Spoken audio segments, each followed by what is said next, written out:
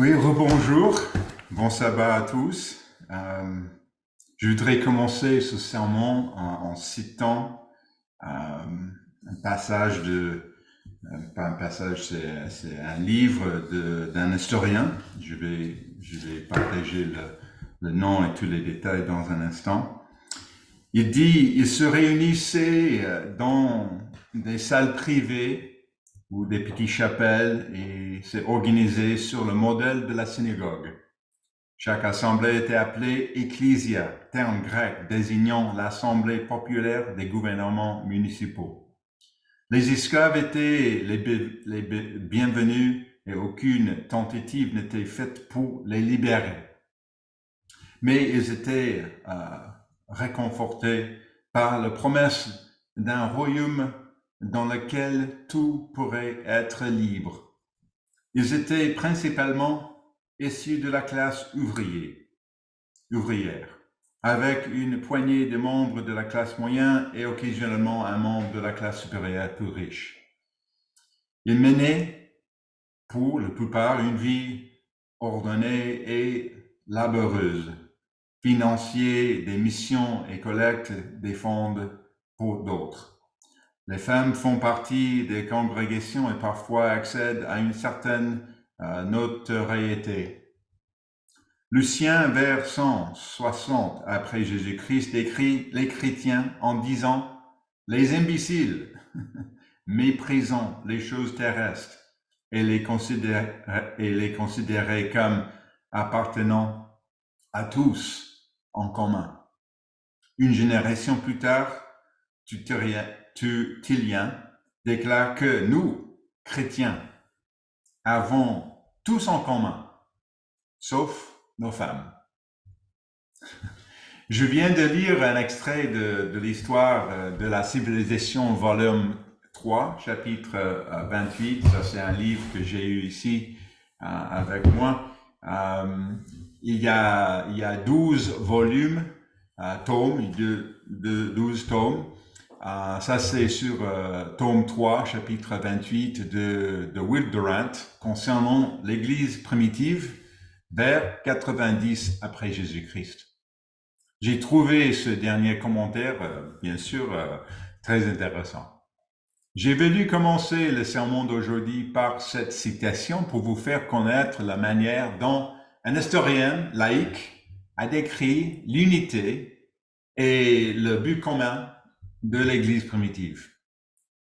Plus j'étudie les premiers chrétiens, que ce soit à Jérusalem et à Antioche ou dans d'autres parties de l'Empire romain, plus je ressens un lien de foi et de but en commun avec eux. Plus que j'étudie, plus je vois notre réflexion en termes d'opportunité et de risque aussi.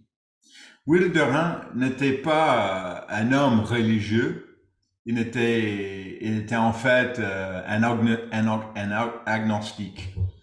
La description qu'il nous transmet de l'unité et du but commun de ces premiers chrétiens cache cependant le grand défi spirituel qui représente pour les croyants le fait de travailler ensemble en harmonie.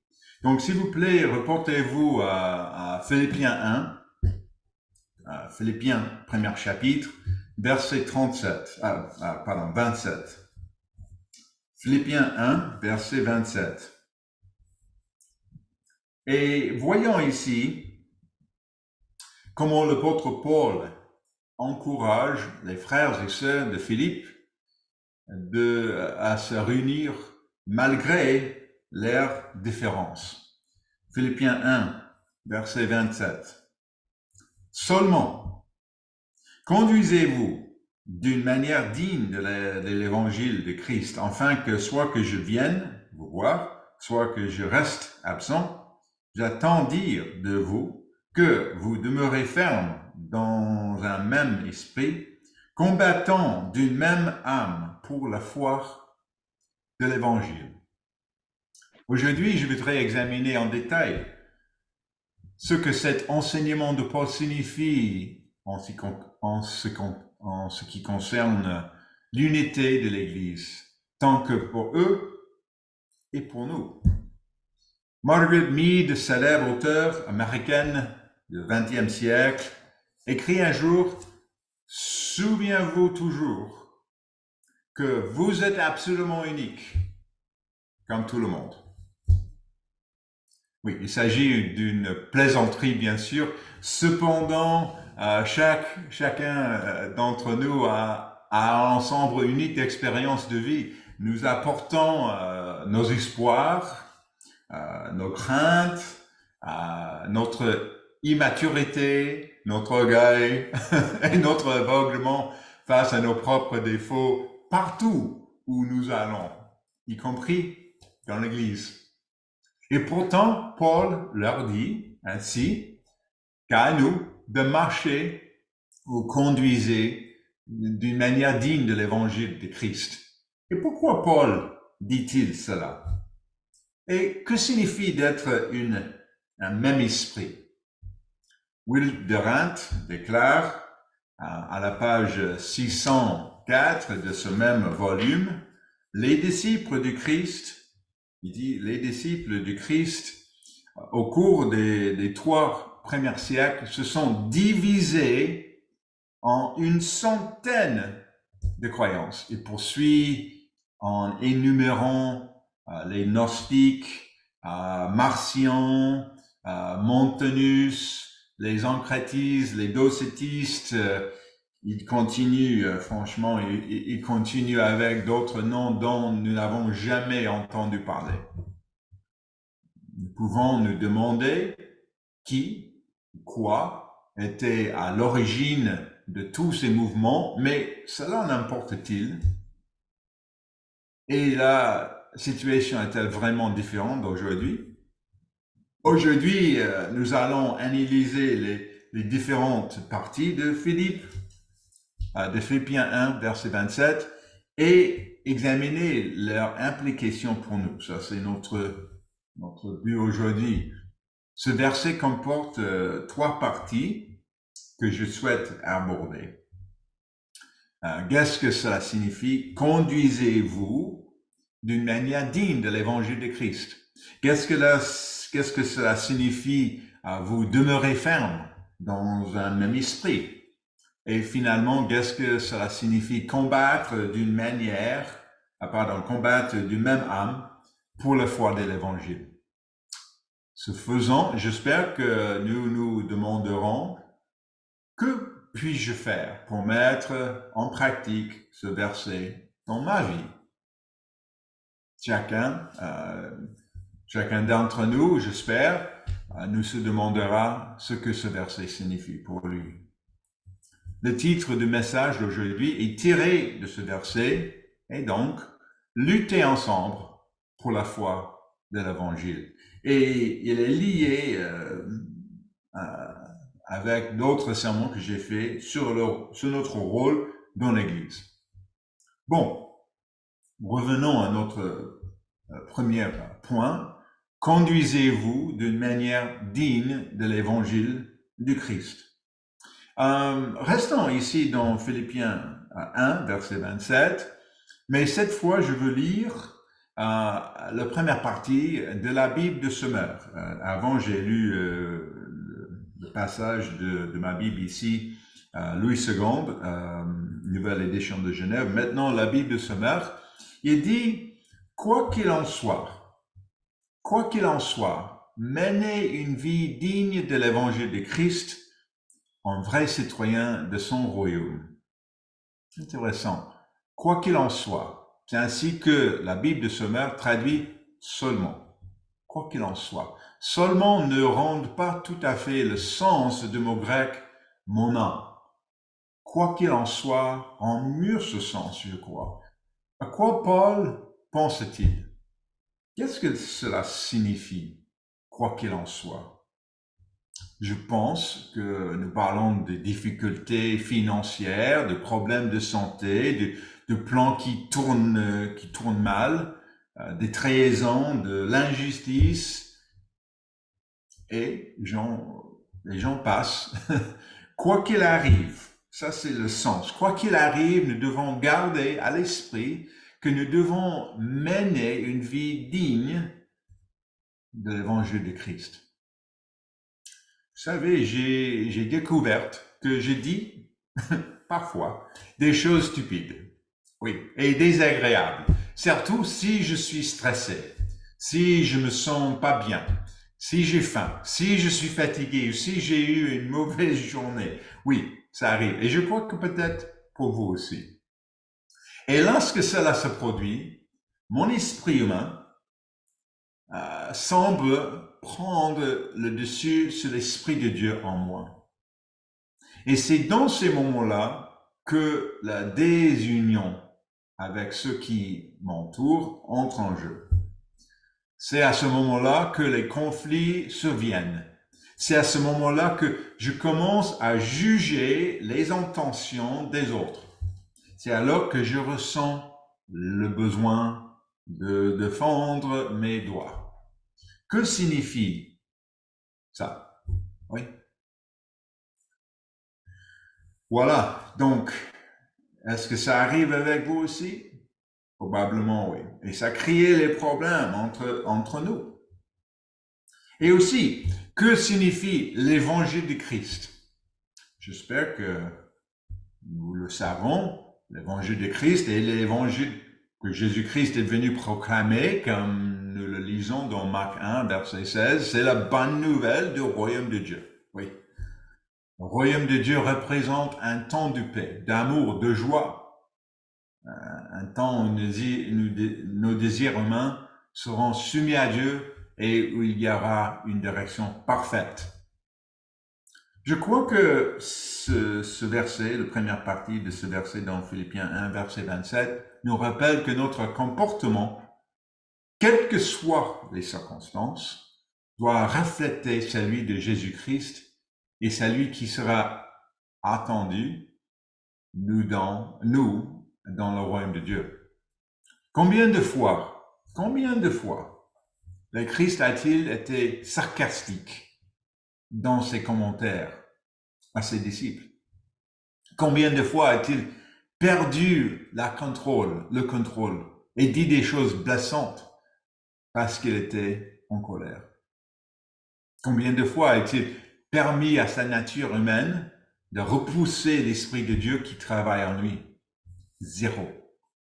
Zéro fois. Le Christ a fixé la norme. Parfois, nous pensons que notre colère et nos accusations sont tout à fait justifiées et que nous avons raison de nous défendre ou d'éprouver ce que nous appelons une juste colère.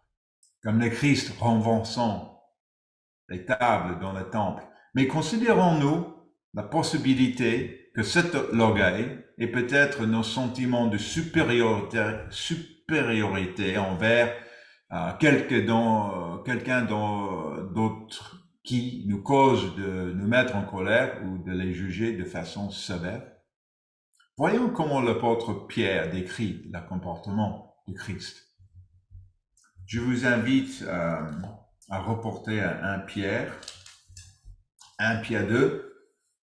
Vous pouvez garder votre place dans Philippiens parce qu'on va continuer à lire ce passage. Donc, 1 Pierre 2, verset 23 21 jusqu'au 23. Vous savez que Pierre a vécu et travaillé avec Jésus pendant 3 ans. Il savait quel genre d'homme qu'il était. 1 Pierre 2, verset 21. Et c'est à cela que vous avez été appelés, parce que Christ aussi a souffert pour vous, vous laissant un exemple, afin que vous suiviez ses traces. Lui, qui n'a point commis de péché et dans la bouche duquel il ne s'est point trouvé de fraude. Lui qui, injurié, ne rendait point d'injure, maltraitait, ne faisait point de menaces, mais s'en remettait à celui qui juge justement. Quelles que soient les situations auxquelles le Christ a fait face, il a donné l'exemple de ce que signifie marcher, conduire digne. On utilise également le mot digne dans sa lettre aux Éphésiens. Je vous invite à reporter à Éphésiens 4, verset 1. Éphésiens 4, verset 1. On peut examiner ce mot-là.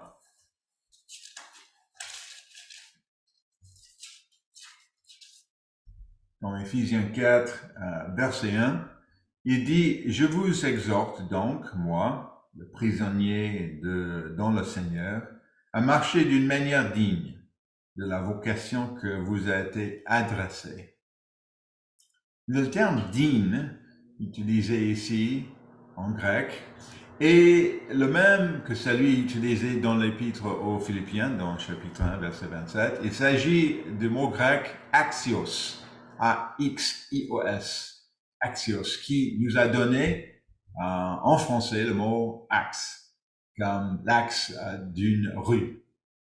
Selon le commentaire d'expositeur de la Bible, il signifie littéralement faire monter l'autre plateau de la balance. C'est comme un point de pivot, un balance, en mètre d'or peut-être de cet côté et peser l'or pour comprendre quelle est la valeur. Le même commentaire dit qu'il doit y avoir un équilibre entre ce que nous professons d'un côté, ici, et ce que nous pratiquons de l'autre. Nous professons que nous sommes dans l'Église, mais dans notre façon d'être, notre façon de réagir avec les autres, mettons-nous en pratique ce que cela signifie. Je sais que nous gardons le sabbat, les fêtes, mais je parle ici d'une mentalité, d'un comportement spirituel et relationnel qui est l'endroit où nous devons permettre à Dieu de nous changer et de nous transformer. Ce passage donne aussi le sens du sacrifice du Christ pour nous, qui est d'un côté de la balance, et ce que notre comportement est de l'autre côté de la balance. Ce comportement ou cet état spirituel doit être en accord avec ce que le Christ a fait pour nous. Bien sûr, il n'y a rien qu'on puisse faire pour faire la balance entre les deux, mais notre comportement quand même doit être digne de ce sacrifice. Il doit être digne de notre profession. Ça, c'est le sens de digne. Revenons à Philippiens 1, verset 27, et lisons une dernière partie de ce verset pour terminer ce point. Quoi qu'il en soit, menez une digne de l'évangile de Christ en vrai citoyen de son royaume. Donc, la Bible de Sommer a ajouté cette phrase. Il y a, bien sûr, il y a différentes versions, mais cette version ajoute cette phrase parce qu'elle est dans certains manuscrits. Paul conclut ce point en évoquant le fait d'être de véritables citoyens de son royaume. Je voudrais partager que la ville de Philippe est décrite dans le livre des Actes, dans le chapitre 16, comme la première ville de Macédoine. Culturellement, les habitants de cette ville appréciaient leur citoyenneté romaine. Paul faisait probablement le lien entre cette valeur et la valeur de la citoyenneté dans le royaume des cieux. Si vous avez déjà rencontré une personne originaire d'un autre pays, par exemple le Japon ou la Chine, vous avez remarqué qu'elle se comporte de façon différente. Et de la même manière, les gens qui nous côtoient voient-ils quelque chose de différent en nous? comprennent-ils que nous sommes citoyens d'une autre nation, que nous sommes des croyants et cela leur donne-t-il du respect pour notre foi? Je pense que nous devons nous poser ces questions, même si nous avons la double nationalité française ou canadienne et que nous sommes citoyens du royaume de Dieu, nos valeurs, notre mode de vie doivent nous distinguer. Si les gens ne peuvent pas se rendre compte, alors nous devons nous demander si notre comportement reflète vraiment l'évangile de Christ. Voilà. Passons au deuxième point. Qu'est-ce que cela signifie? Vous demeurez ferme dans un même esprit. Demeurez ferme dans le même esprit. Toujours ici à Philippiens 1, verset 27, nous lisons la prochaine partie du verset. Seulement, ou quoi qu'il en soit, conduisez-vous d'une manière digne de l'évangile de Christ, afin que soit que je vienne vous voir, soit que je reste absent, j'attends se dire de vous que vous demeurez ferme dans un même esprit. La première chose que je veux partager ici est que l'unité n'est pas la conformité. Nous ne devons pas nous conformer les uns aux autres, mais en Christ. Une fois que nous sommes conformés à lui, notre capacité à interagir et à travailler les uns avec les autres devient possible. Je répète, notre capacité à interagir et à travailler les uns avec les autres devient possible lorsque nous conformons à Christ. Reportez-vous s'il vous plaît à Galates 3, verset 27. Galates 3 et verset 27 à 29. Galates 3, verset 27 à 29. Vous tous qui avez été baptisés en Christ, vous avez revêtu Christ. Il n'y a plus ni juif, ni grec, il n'y a plus ni esclave, ni libre, il n'y a plus ni homme, ni femme, car tous vous êtes un en Christ. Et si vous êtes à Christ, vous êtes dans la descendance d'Abraham, héritier selon la promesse. Nous sommes revêtus du Christ. Nous lui ressemblons. Nous nous habillons comme lui. Nous parlerons. Nous marchons comme lui. Puis au verset 28, nous comprenons que nous sommes unis en lui. Paul utilise ici trois contrastes. Juifs et grecs, esclaves et libres, et hommes et femmes. Est-il difficile pour les hommes et les femmes d'être en relation les uns avec les autres? Oui, ça arrive. Nous sommes très différents. Dans notre société, nous discutons constamment de l'inégalité des relations de pouvoir entre les hommes et les femmes, de l'inégalité de salaire, de l'inégalité d'opportunités, différentes façons d'exprimer. Voilà, il y a beaucoup de différences entre les hommes et les femmes. Est-il difficile pour un esclave d'être uni avec quelqu'un qui n'était pas esclave ou qui était maître d'un esclave? Imaginez. L'esclave n'éprouverait-il pas de ressentiment à l'égard de l'homme libre à cause de cette liberté? Quelle difficulté irait-il pour un juif de s'unir avec un grec? Les juifs ne diraient-ils pas que les grecs n'ont pas été choisis comme le peuple spécial de Dieu? Les Grecs ne penseraient-ils pas que les Juifs étaient un petit peu arrogants et fiers de son héritage national? Paul tente de montrer de montrer que ces groupes de personnes semblent à Jésus-Christ. Et qu'un pont se forme, un pont entre les deux. C'est la clé d'un mariage réussi. L'homme et la femme cherchent le Christ pour les compléter. Et dans ce processus, ils se soutiennent et se complètent l'un à l'autre. Si nous pensons que nous pouvons vivre notre petite vie toute seule, en ayant une relation avec Dieu et en lisant notre Bible, nous nous trompons complètement.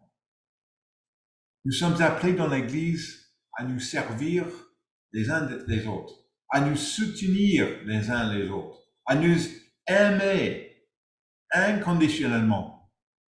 Si nous y parvenons pas, nous n'accomplissons pas les deux grands commandements que Dieu a donnés.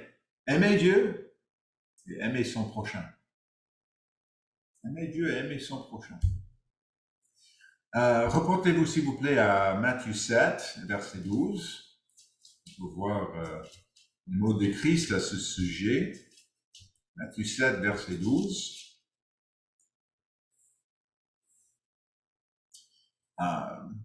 Matthieu 7, verset 12, il dit, tout ce que je voulais que les hommes fassent pour vous, faites-le de même pour eux, car c'est la loi et les prophètes. Jésus pourrait-il être le plus clair? L'ensemble de la loi et de la prédication des prophètes sont fondés sur le principe de traiter les autres avec le respect et l'amour.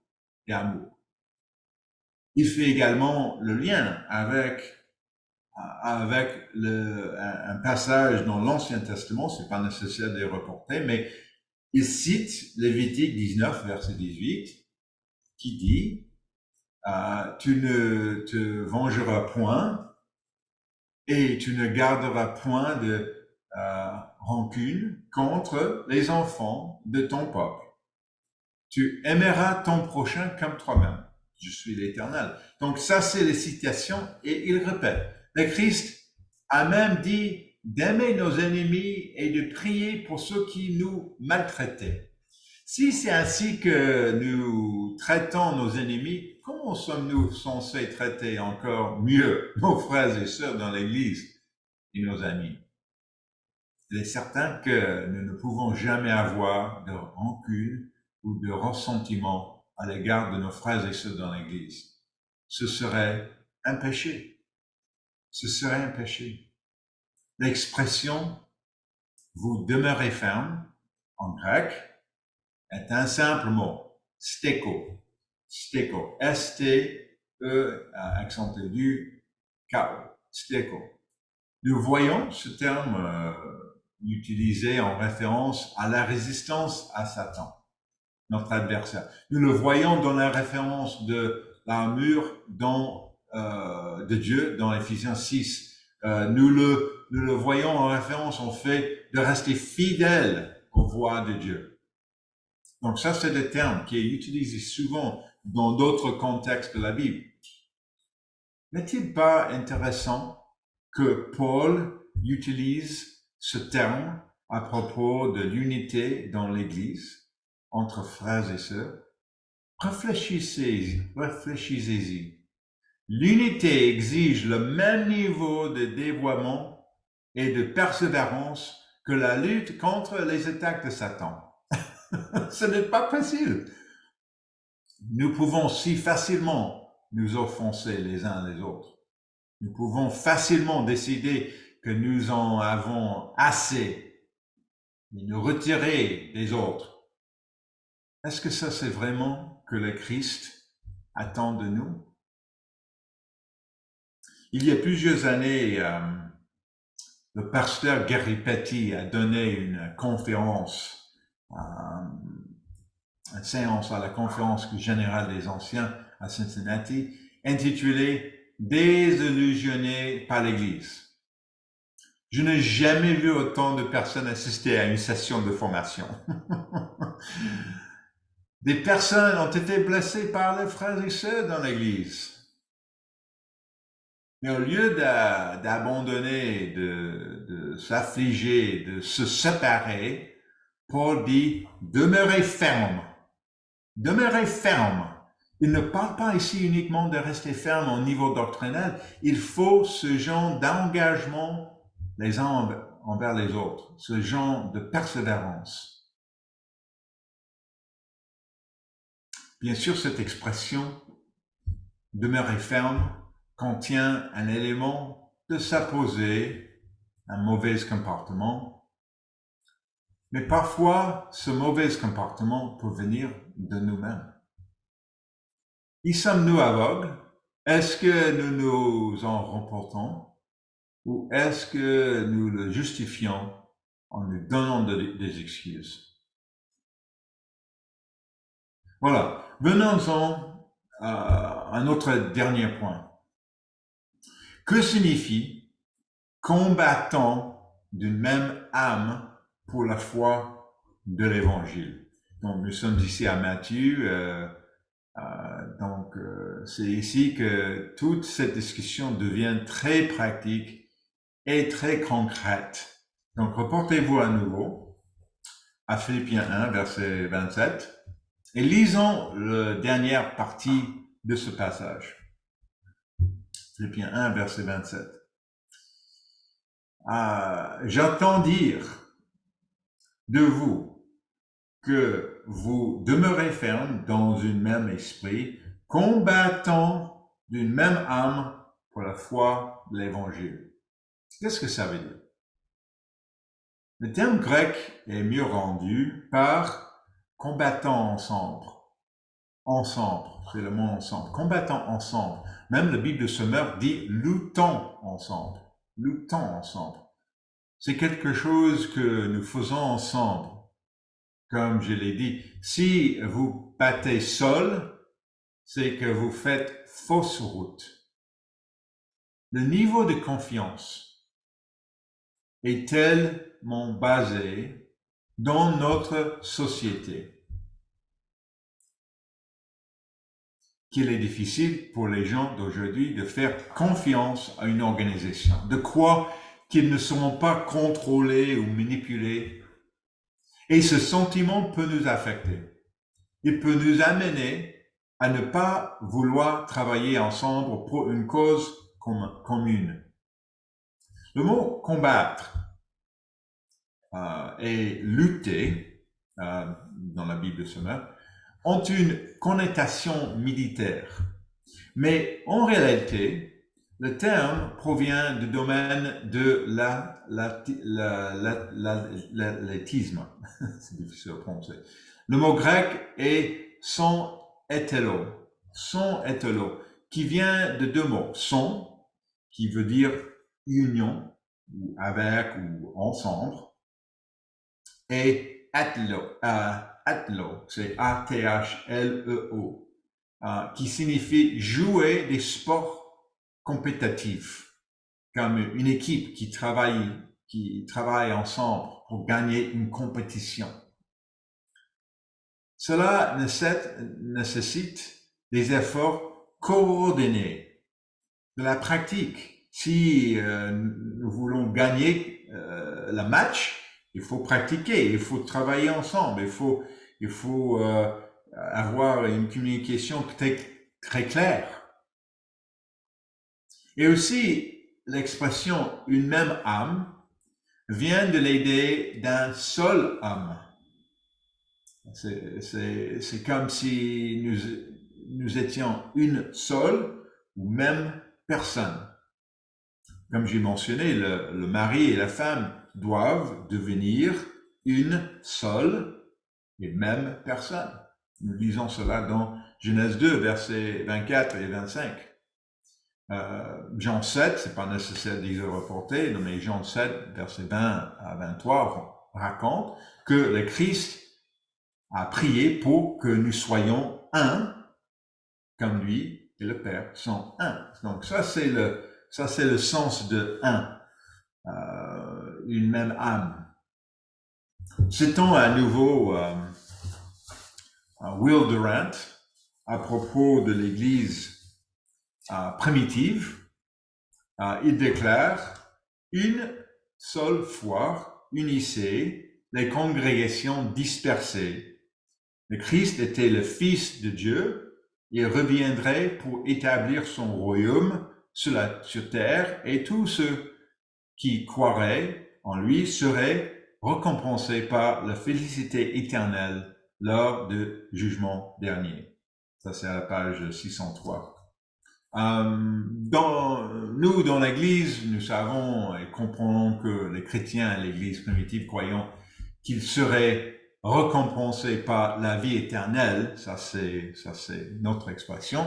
Mais je voulais citer une source laïque quand même pour montrer que même les érudits laïcs comprenaient ce caractère unique de l'Église primitive, l'Église du Nouveau Testament.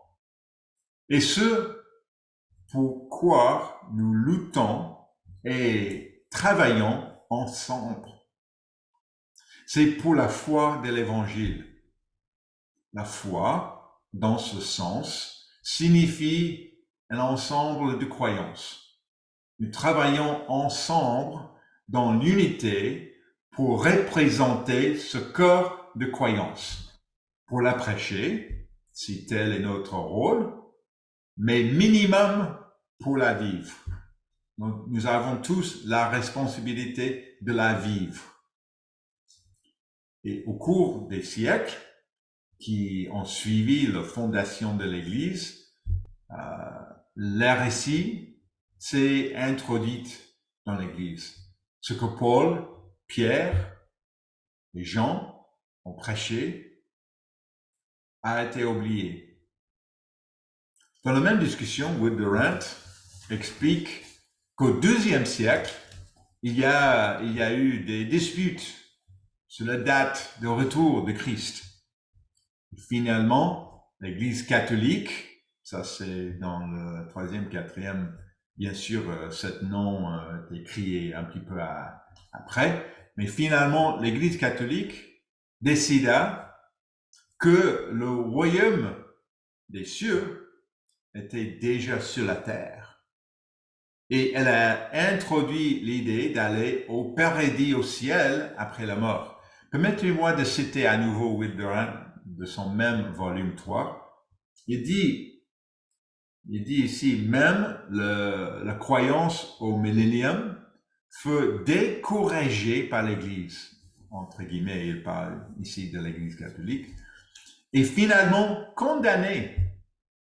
La foi dans le second avènement de Christ avait établi le christianisme, l'espérance au ciel, la préserver. Donc ça c'est la citation. Donc Will Durant clairement dit que l'Église catholique a changé notre espoir de le royaume de Dieu et le deuxième avènement de Christ à le royaume sur terre et le paradis au ciel. C'est incroyable. Comme j'ai dit, c'est pas un homme religieux, c'est juste un historien. Il a décrit quelque chose que nous connaissons bien dans l'Église de Dieu. L'Église catholique a modifié les doctrines et les enseignements des apôtres.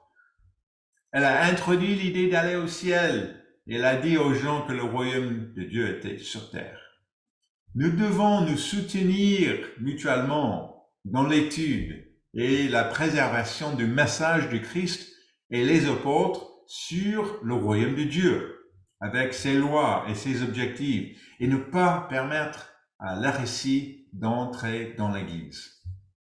C'est la raison pour laquelle nous avons mis en place le programme de la lecture de la Bible, afin que nous assurer que nous mettons constamment l'accent sur la lecture de la Bible, la discussion de la Bible et la sensibilisation aux diverses controverses et à la manière de les combattre.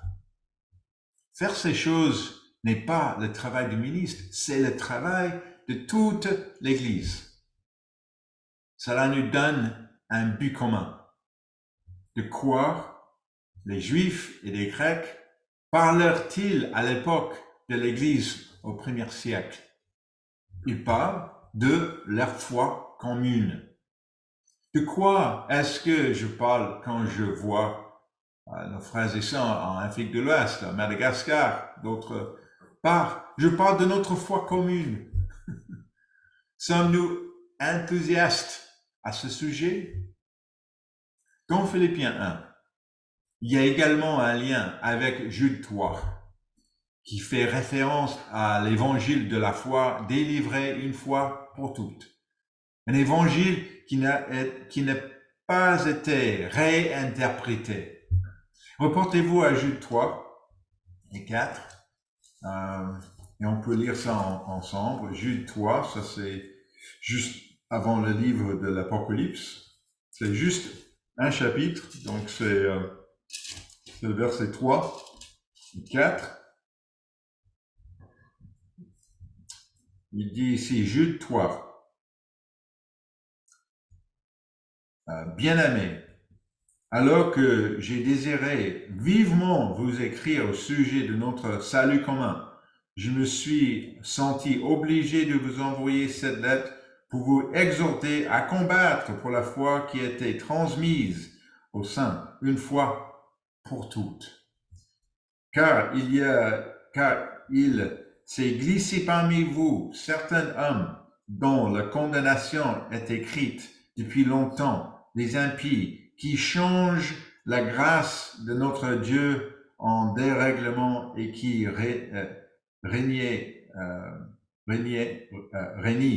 notre seul Maître et Seigneur Jésus-Christ. On peut voir, ça c'est vers 68, 70, on peut voir que les changements ont commencé il dit glisser dans l'Église. Individuellement, nous devrions nous sentir responsables de la préservation de la foi. Si nous perdions cette salle de réunion, si nous avions plus de services religieux réguliers sur Zoom, chacun d'entre nous devrait prendre la responsabilité d'entrer en contact avec les autres et de lutter, de combattre, de se battre ensemble pour préserver la foi. Je voudrais terminer ce dernier point en revenant à Philippiens 1,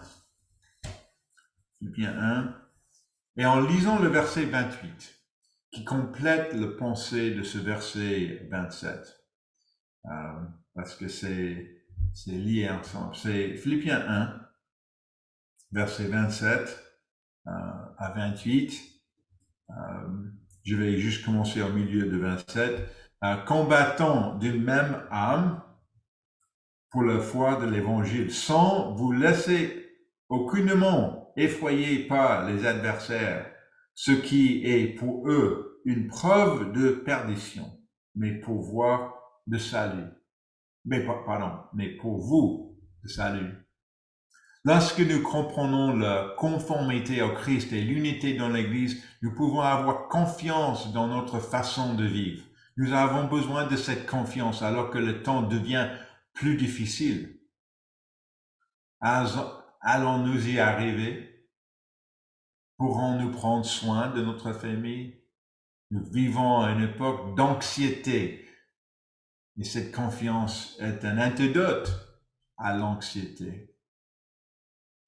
Charles de Gaulle a dit un jour, le plus noble principe du monde ne valent que par l'action. Il est temps de mettre notre foi en action, mais en nous concentrant sur ce que nous pouvons faire pour mener une vie digne de l'évangile de Christ. Demeurer ferme dans un même esprit et luttons ensemble pour la foi de l'évangile. En conclusion, lorsque je considère les paroles de Paul aux Philippiens du 1er siècle et à l'Église du 21e siècle, je constate qu'elles sont très pertinentes et que nous avons beaucoup de travailler, nous avons beaucoup de travail à faire.